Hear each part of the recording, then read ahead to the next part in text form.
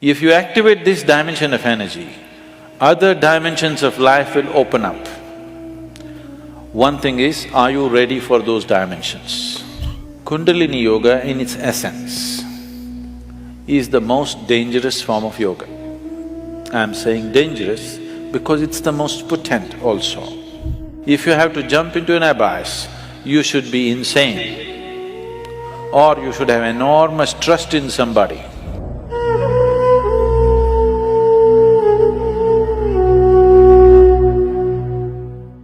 So what is Kundalini?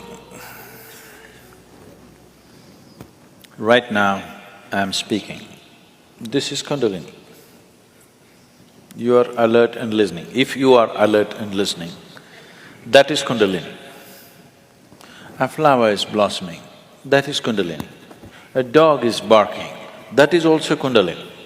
Or in other words, the fundamental life force in the existence, we call it Kundalini.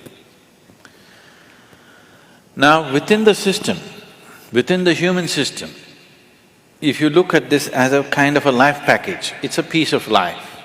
This piece of life is packed in a certain way with layers of this energy. One dimension of energy comes alive immediately because that is necessary for your survival process. The other dimensions of energy will not come alive unless you do something about it. Unless you're aware of it and activate it in a certain way, they do not come into existence, they remain dormant. The dormant energy is way bigger than the energy that is in use right now.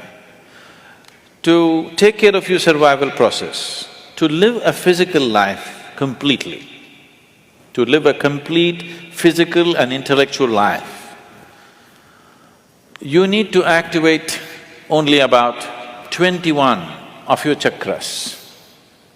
Out of this 114, if about 21 of them are on, you will live a complete life. You will not feel any inadequacy. You will live a complete physical life. There'll be no problem with your life. You will think you're a great success, but you are only 21. That is less than 21% out of 114. Less than 20%. At less than 20%, you will feel like a complete life without any inadequacies. The remaining percentage of life, what is it about? It is not even needed if your intention is just to live well. If you activate this dimension of energy, other dimensions of life will open up. One thing is, are you ready for those dimensions? The question is not about whether it's good or bad. The question is just about, are you ready for it? Because even if the best things in life come to your life, when you are not ready for it, it will not be a good thing for you. In your experience, it will not be a good thing if something came to you when you're not ready for it, isn't it so?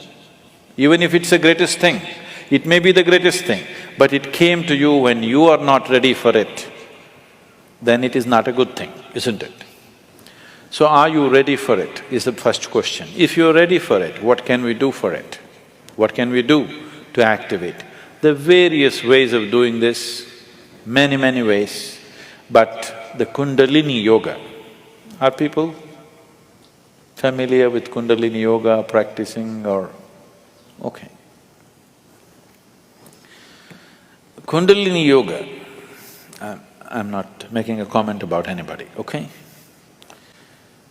Kundalini Yoga in its essence is the most dangerous form of yoga. I'm saying dangerous because it's the most potent also.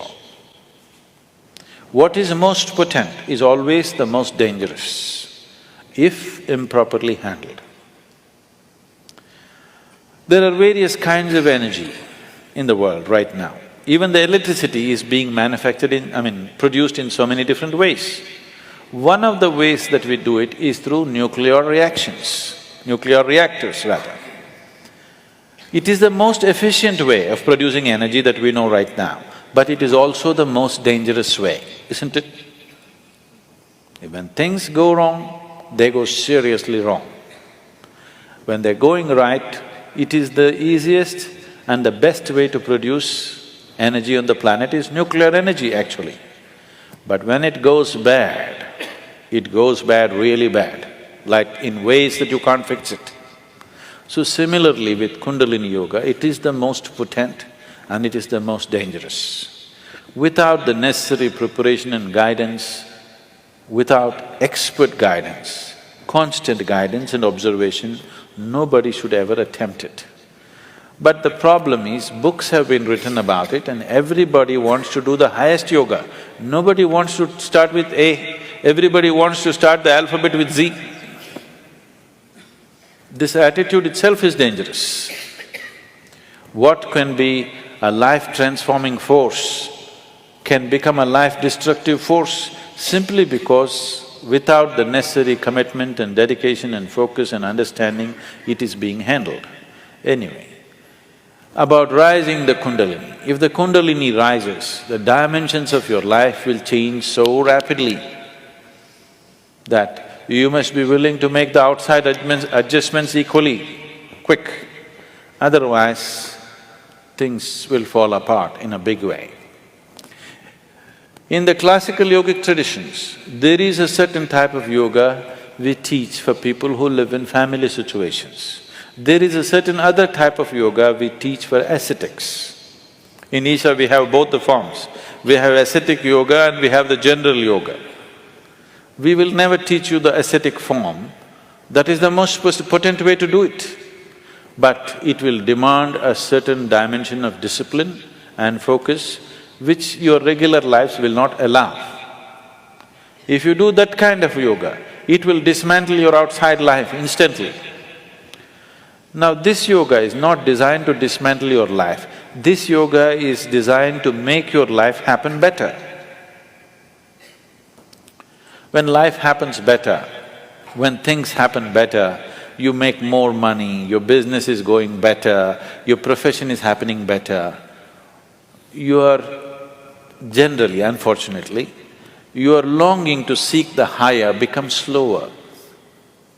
Yes? So in the real sense, it is not the good way to do it, but it's the only way it works in today's world. And it's the only way it works for majority of the people. For a small number of people, we can do it other ways. We can bypass all these things and just do very powerful ways of doing things, but it will dismantle all social structures around them, which is not good for everybody to do. So these are different dimensions. Kundalini Yoga, if it has to be practiced, you must be in a certain kind of atmosphere. You cannot live in social situations and do Kundalini Yoga. Otherwise, in the name of Kundalini Yoga, you're doing something simplistic. Otherwise, Kundalini Yoga can transform the way you are within days. Suddenly you find you are a stranger in your own home within 2 days of practice, because it will change everything about you. So can we raise the Kundalini? Yes, we can. One way is to create a conducive atmosphere so that slowly it rises. The other way is to provoke it in such a way that it raises quickly. If it rises quickly, then everything changes dramatically. If it rises slowly over a period of time, changes will happen slowly, you will be capable of handling these changes over a period of time. But if it happens very quick, then you will not be able to handle the changes. Things will look like things are falling apart. So there are different ways of doing this. How many ways? There are too many ways. I will not go into how many ways. There are so many ways of doing it. Essentially, there are 112 ways of doing it. There are 112 ways in which you can take this up. From the base to… for this you have to know the structure, otherwise it'll become very elaborate. Out of these 114 chakras, there are 7 which we recognize as 7 dimensions. Out of this, 6 are within the body, 1 just outside the physical body. So if you employ these 112 methods, you will handle the 6th chakras. The 7th one you cannot handle. There are 112 ways in which you can attain to a chakra which we refer to as Agna. But from Agna to Sahasrara, there is no way. There is no way to do it. you just have to jump into an abyss. If you have to jump into an abyss, you should be insane, or you should have enormous trust in somebody. Somebody says jump, and you are jumping because you have such a deep trust in somebody that when he says jump, it has to be good for you. You simply jump into a bottomless pit. So, the journey from the Mooladhara to Ajna, there are 112 ways to get there. But from there to there is no way. It is just one jump that can happen in trust, in devotion or in madness. Choice is yours.